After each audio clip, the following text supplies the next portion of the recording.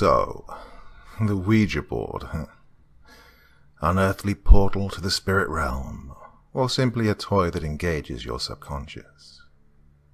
I've always thought it to be the latter. As an atheist, I'm inclined to disbelieve anything supernatural. And yet, I want to believe. I seek out creepy things, and I'm drawn to anything said to be haunted. That's why, on my nightly walk around campus, I stopped when I saw the Ouija board. It was torn into pieces and had been left on the sidewalk, clearly discarded by its previous owner. My mind immediately went to wondering why they so badly wanted this thing gone. The boards are inherently freaky, and this one seemed extra off-putting.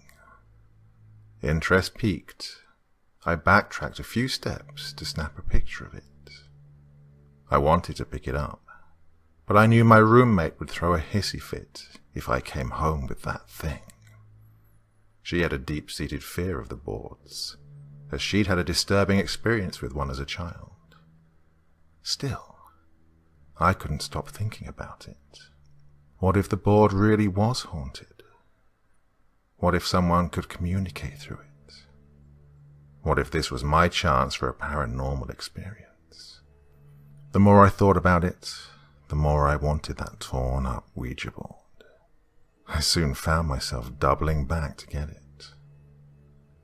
As I reached the spot where it lay, I scooped it up off the sidewalk and clutched it to my chest. I felt a growing attachment to it as I hurried back. It was mine, and I wanted it, and I wanted to keep it. I walked all the way to the building with the board in my arms. When I reached my dorm, I found it locked. I could hear my roommate stirring inside. I knocked on the door and she answered it. When she saw what I was holding, she went sheet white and slammed the door. "I am not letting you inside with that. Put that thing back where you found it, or you're spending the night in the hall." She tried to sound decisive, but the tremor was still evident in her voice. "But I like it. I want to keep it." Surely she would understand.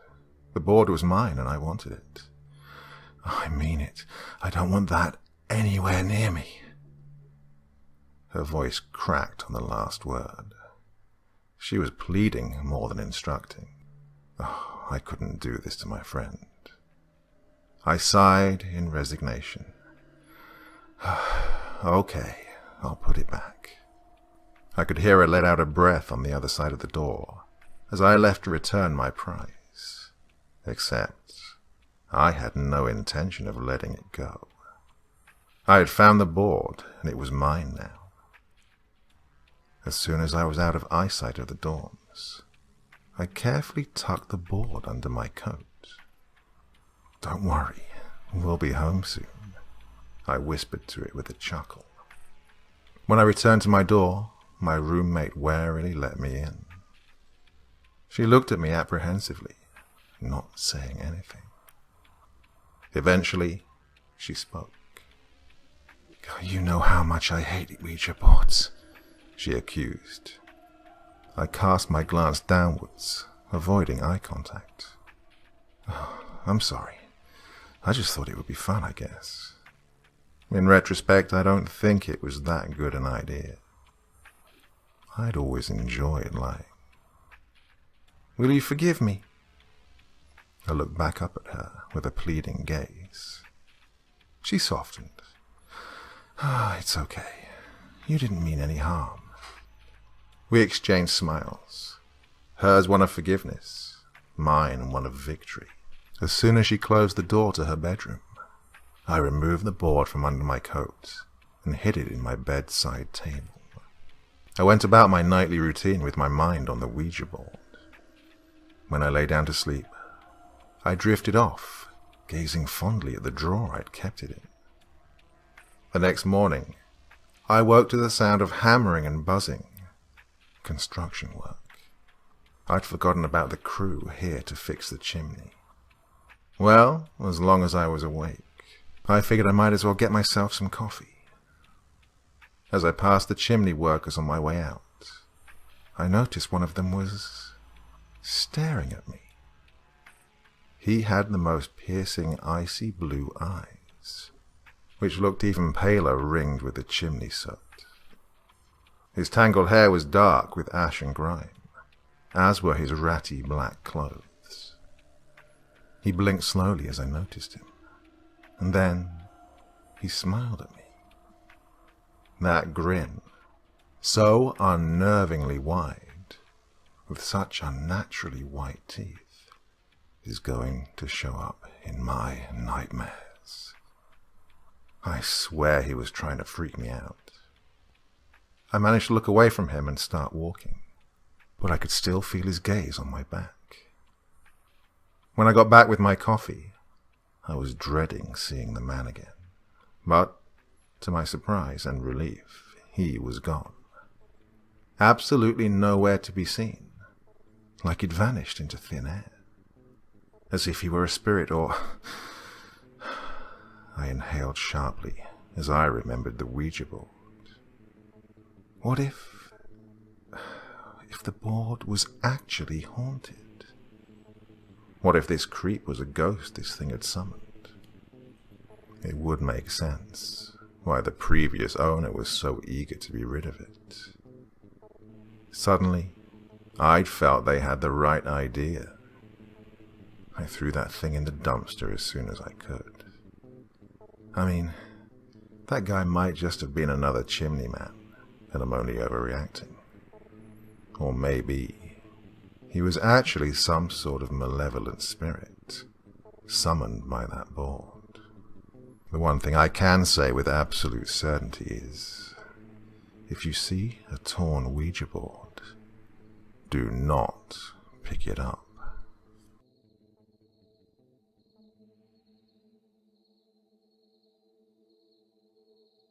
When I was young, I think about 10, I shared a room with my little brother, who was about 5 at the time. His name is Christian. My sister was still a baby, and the other room, aside from my parents' room, was set up as a nursery. I really didn't mind sharing a room with him, even though I'm a girl. Plus, we had bunk beds, and I was definitely one of those kids that thought bunk beds were inexplicably awesome. I slept on the top bunk, being the older one. Luckily for me, he wasn't prone to nightmares, so I wasn't woken up by screaming for parents or other antics we as children go through at night. One night was different, though. I remember something happening. Now, to help you understand a bit easier, let me explain the layout of the bedroom the best I can. The room faced the front of the house, jutting out past the front door that it was next to. On this wall was a large window. Across from the window was the doorway. When you walked through the door, you had a few feet of wall extending forward on either side of you, with a closet in the wall to the left. Just past the closet door, the room opened up.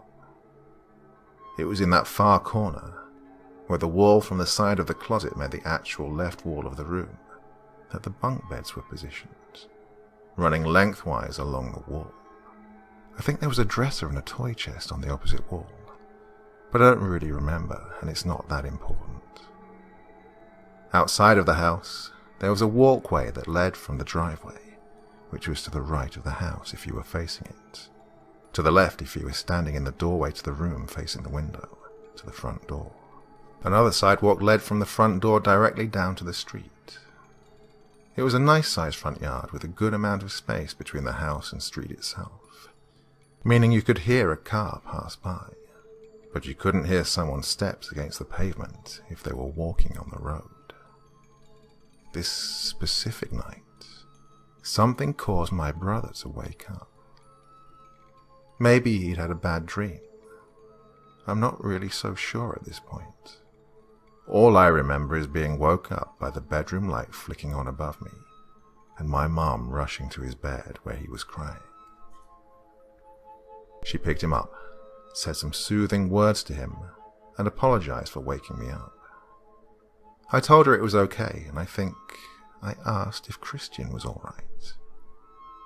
He was crying into her shoulder, and she probably assured me that he would be fine. She flipped the light switch as she carried him out of the room, and I was once again bathed in comfortable darkness. Now, I've always had a hard time going back to sleep once I've been woken up, especially if I talk to someone. Unless I'm absolutely exhausted, it takes an annoyingly long time to get myself to slip back into the cocoon of rest and dreams. Sometimes it doesn't even work. I'd rolled over to face the wall with my eyes closed when I heard something from outside. It sounded like boot steps on cement. My eyes shot open as I listened.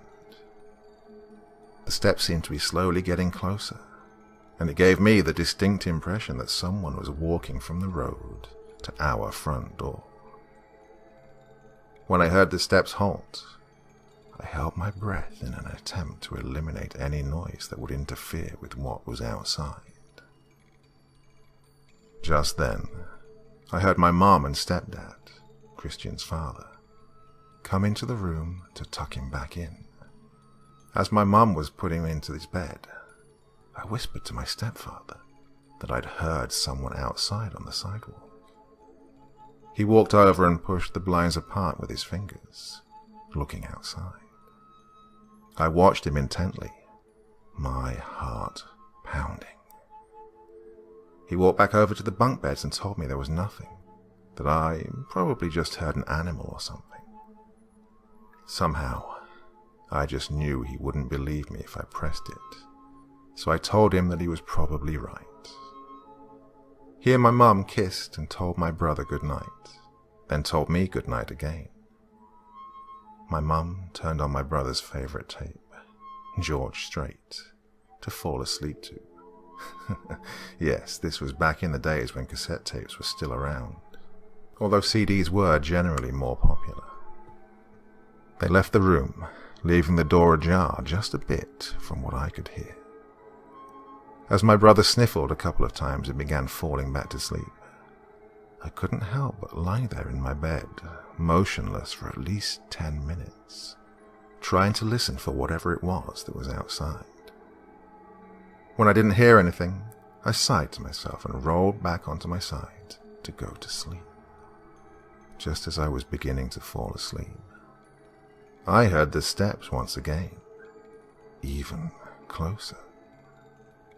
It sounded like they walked the entire way up the sidewalk and then stepped into the grass just below the window. I imagined a large man in rough-looking cowboy work boots standing just outside the window, peering in and somehow being able to see past the blinds and into the room. I'm not sure how much longer I lied there like that, but it was a good while. I'd venture a guess of at least half an hour. Eventually, I did fall asleep, even though my nerves were still buzzing.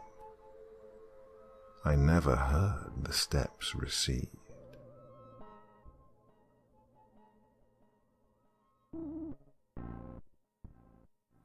Back when I was a kid, I want to say around 14 or 15, I used to live behind a cemetery. I know, it is cliched as all hell.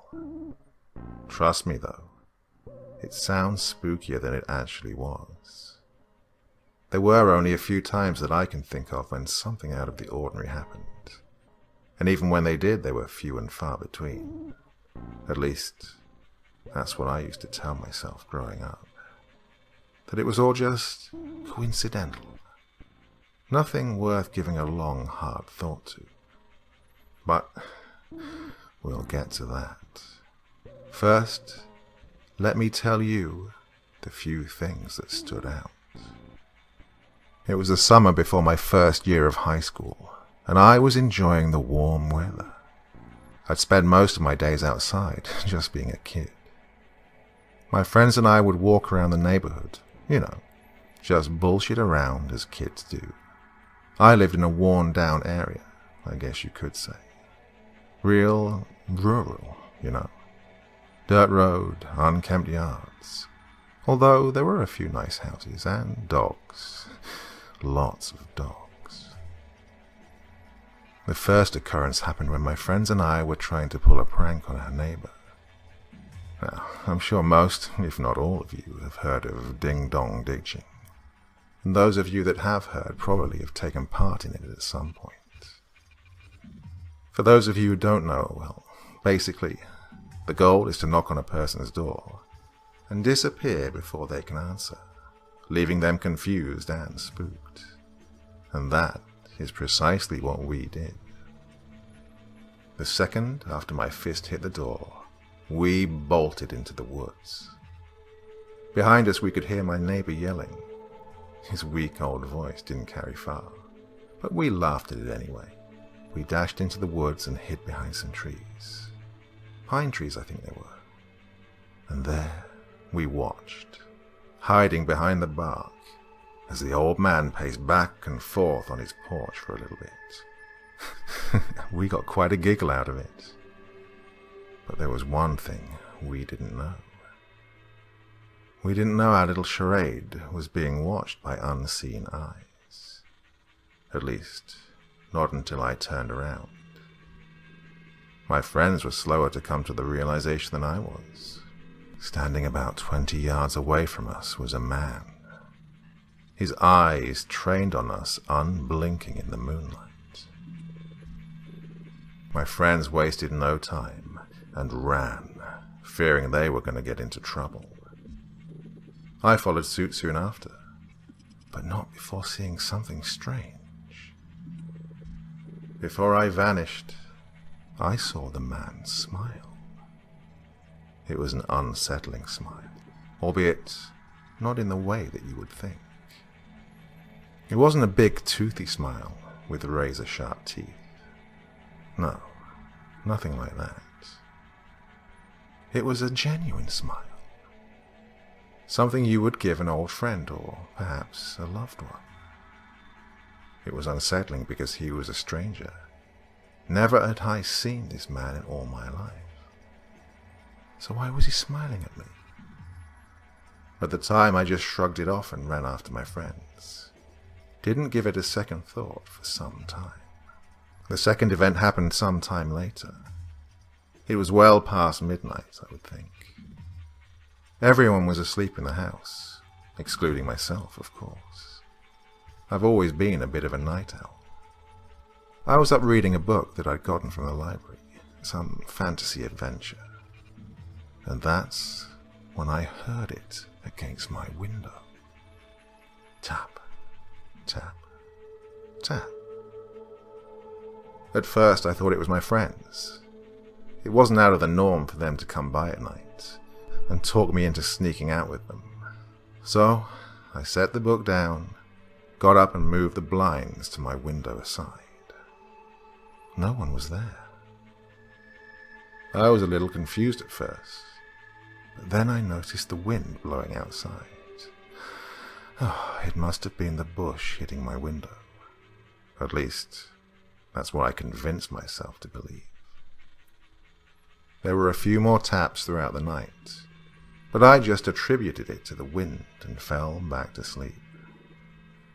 This wasn't just a one-time thing. That tapping was a reoccurring noise throughout the entirety that we lived in that house. Tap, tap, tap. I remember one night, I was 16 maybe. I was up late at night playing video games in my room, and it was storming outside. There was a massive thunderstorm blanketing the area. Lightning strikes, flooding, all of the good stuff.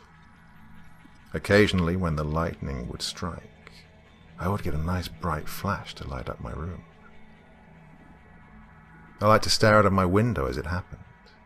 It was always a little spooky, you know, seeing the shadows that were cast on my window. The trees and the bushes. Something about the way light bounced off of them always enticed me. On this particular night, however, I saw something that shouldn't be there.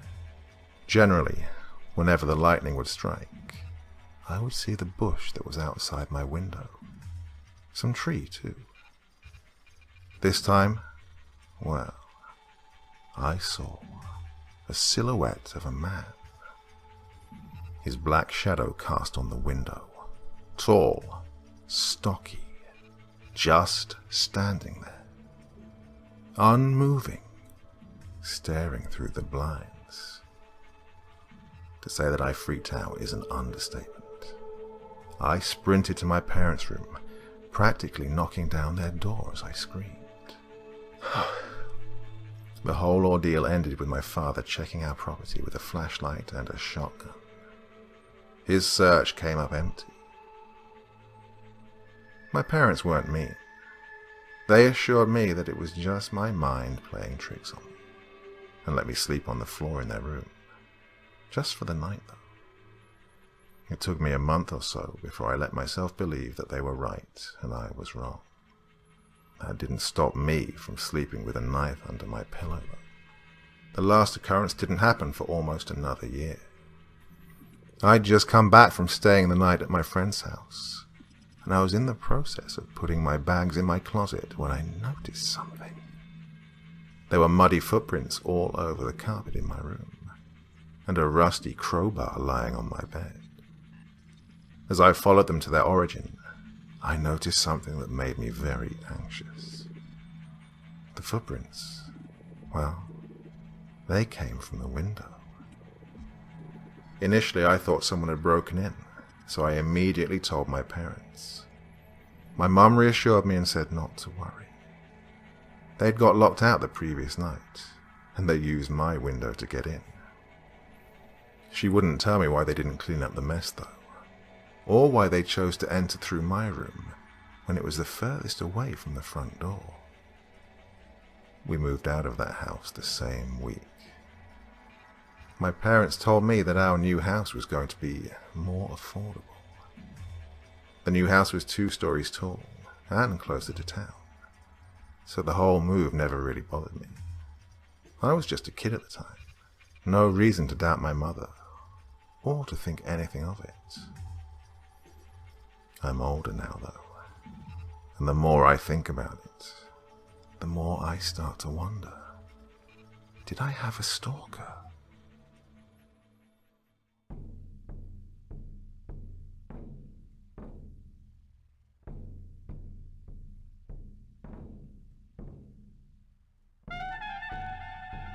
Thank you so much for choosing to spend your time listening to me. Now, if you enjoyed the Dr. Creepen experience, then come find me on Facebook. Come chat with me on Twitter. Listen to the background music and download it if you like on SoundCloud. Drop by the store, pick up a t-shirt. And, importantly, if you've got a story you'd like me to read, send it to Dr. Creepen's Vault, the subreddit I set up so that I could read your stories. Now, looking forward to seeing you all again real soon. So, come check me out, okay?